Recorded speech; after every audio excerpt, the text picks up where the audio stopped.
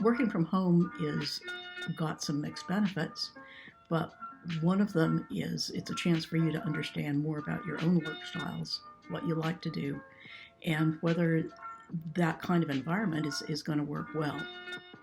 Um, Particularly if you work remote, there are going to be some acute issues about being thrown on your own.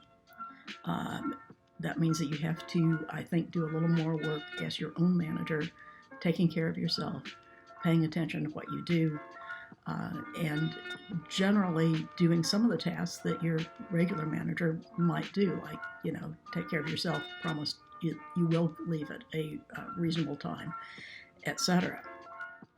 One of the things to note is that work is a lot of your life. There's 168 hours per week. Uh, you will be working at least 40 hours a week in a regular job, and probably more if you're doing something that you really like.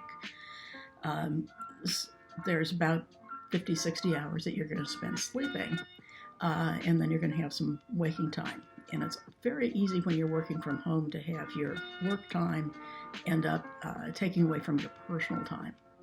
And that's okay.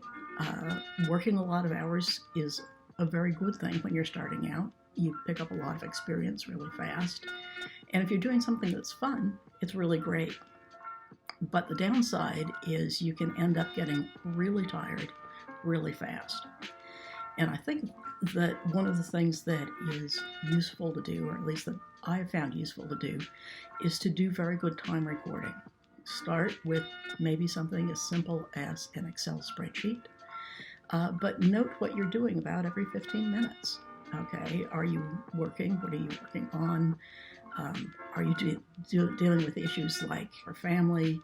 Are you doing things that you really might not want to be doing as part of your workday?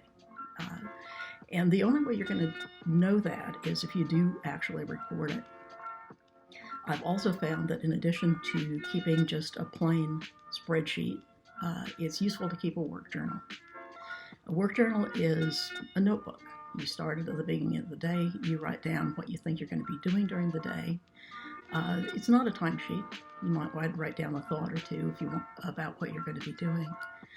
But then at the end of the day, take a minute to reflect on what you did, what worked, and note that down as you prepare yourself for your coming day.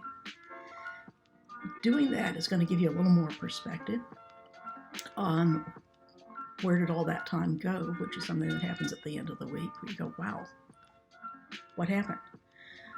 Your work journal will help you recognize that. Another thing I think that's very useful is once a week, on your Sabbath, whatever that may be, even if you're not religious, take a minute to stop, reflect on what you did during the entire week. Okay, if you were a manager, talking to yourself, did you do what you expected?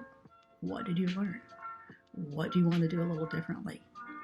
Having that habit of reflection and timekeeping, I think, is essential, and it's something that will make your learning curve much faster. And it's one of the great benefits of working at home is you can stop and reflect. You're not necessarily under quite the same pressure, and it's an easy way to learn more and to become better at what you do.